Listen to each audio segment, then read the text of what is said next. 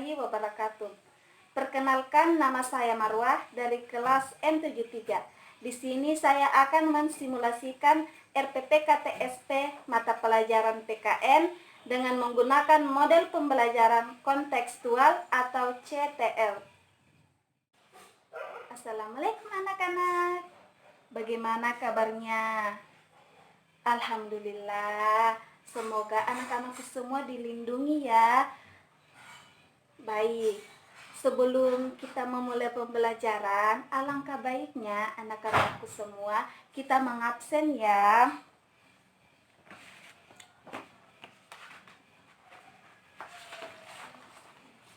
Handika, Melati. Wah, anak-anakku semua hadir ya, alhamdulillah. Sudah siap belajar anak-anak? Kalau sudah siap, mana alat tulisnya? Wah, ternyata anak-anakku semua sudah siap ya. Alangkah baiknya sebelum anak-anakku semua memulai pembelajaran, kita berdoa dulu ya. Marilah kita berdoa menurut keyakinan masing-masing.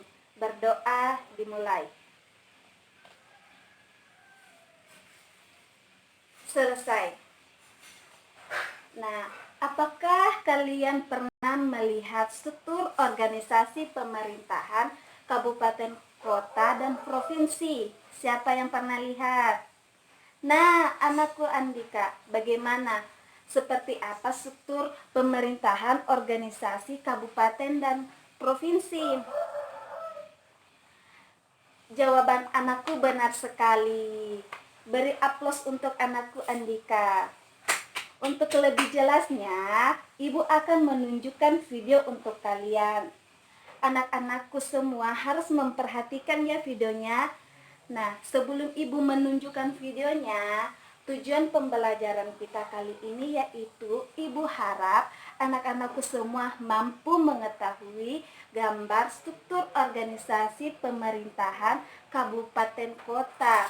Dan anak-anakku semua mampu mengetahui gambar struktur organisasi pemerintahan kabupaten provinsi. Anak-anakku, coba perhatikan videonya ya. Nanti Ibu akan memberikan kalian evaluasi tentang video ini. Kabupaten, kota, dan provinsi. Ada 5 hal yang perlu kamu ingat tentang pemerintahan kabupaten, kota, dan provinsi. Pertama, kabupaten. Kabupaten adalah pembagian wilayah administrasi di bawah provinsi.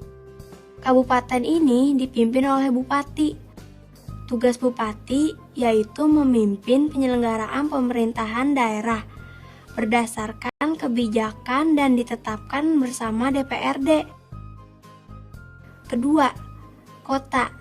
Sama seperti kabupaten, kota adalah pembagian wilayah administrasi di bawah provinsi. Kota dipimpin oleh seorang wali kota. Kabupaten dan kota merupakan daerah otonom atau berdiri sendiri. Artinya, wilayah ini berwenang untuk mengatur dan mengurus pemerintahannya sendiri. Selain bupati dan wali kota, kabupaten atau kota juga mempunyai lembaga lain. Lembaga-lembaga tersebut yaitu DPRD atau Dewan Perwakilan Rakyat Daerah. DPRD bertugas mengawasi jalannya pemerintahan di kabupaten atau kota.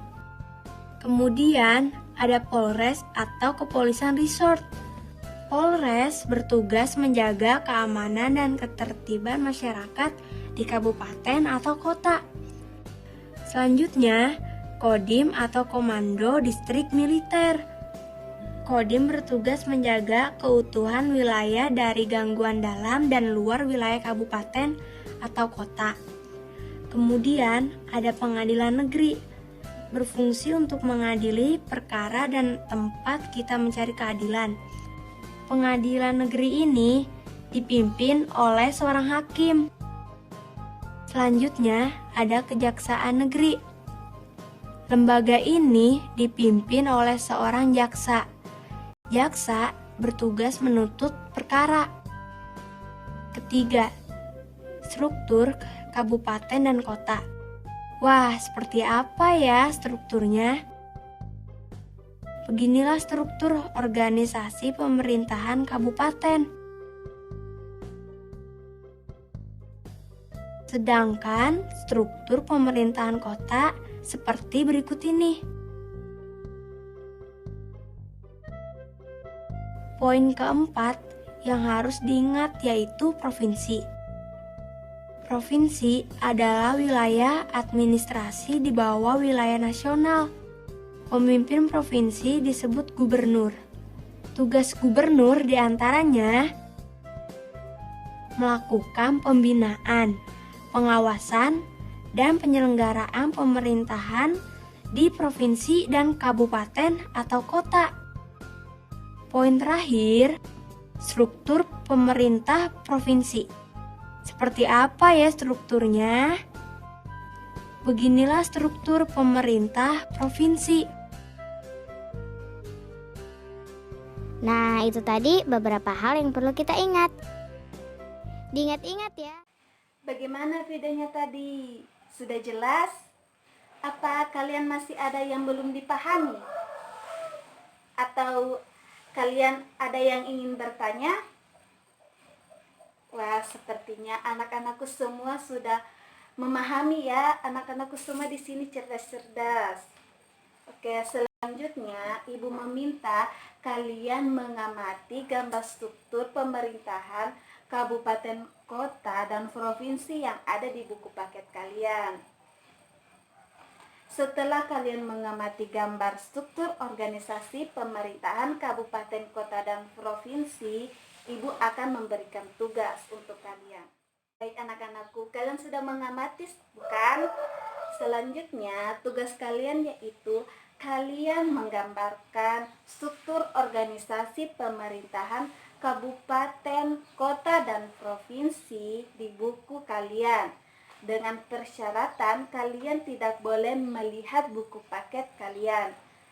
Ibu akan memberikan waktu 10 menit untuk mengerjakan tugasnya. Setelah kalian mengerjakan tugasnya, kalian mengumpulkan tugas kalian di depan ya. Baik anak-anakku semuanya, Ibu sudah melihat pekerjaan kalian loh. Ternyata anak-anakku semuanya sudah memahami ya, seperti apa itu struktur pemerintahan kabupaten, kota, dan provinsi.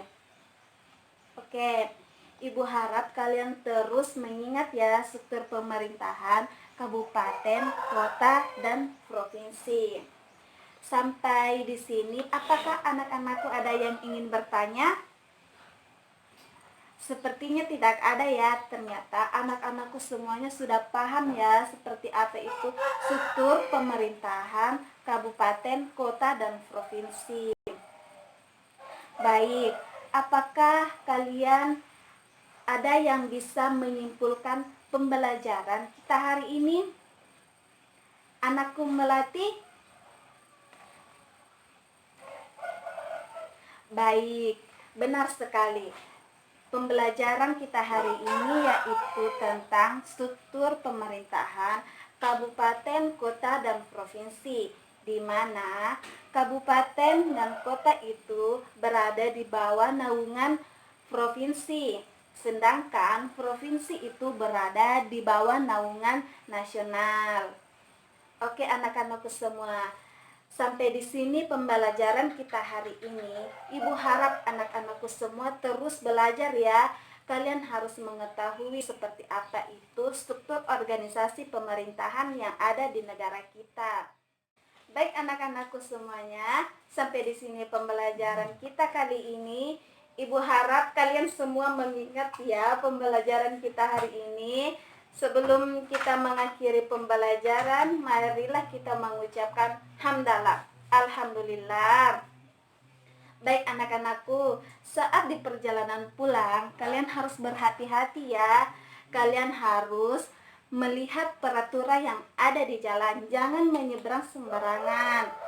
Baik anak-anakku, sekian pembelajaran kita kali ini. Sampai di sini Ibu mengucapkan Assalamualaikum warahmatullahi wabarakatuh.